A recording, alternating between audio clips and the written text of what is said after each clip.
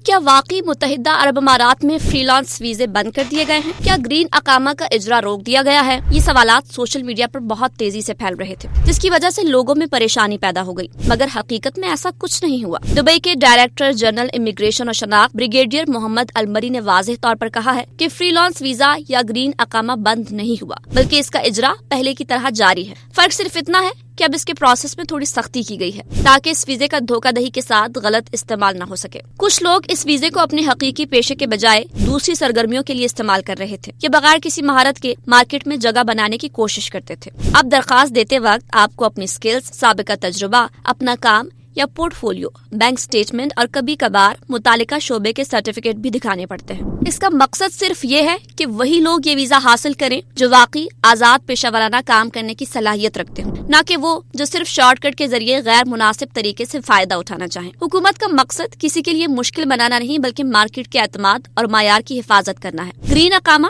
اصل میں ہنرمند، تعلیم یافتہ اور تجربہ رکھنے والے افراد کی حوصلہ افزائی کے لیے بنایا گیا تھا، اور وہ سلسلہ آج بھی جاری ہے۔ اگر آپ کے کاغذات مکمل ہیں، آپ کا کام حقیقی ہے اور آپ کا ارادہ صاف ہے تو پریشان ہونے کی بالکل ضرورت نہیں۔ یاد رکھیں، افواہوں پر نہیں، تصدیق شدہ اور سرکاری معلومات پر یقین کریں، کیونکہ صحیح خبر ہمیشہ مضبوط مستقبل کی بنیاد بنتی ہے۔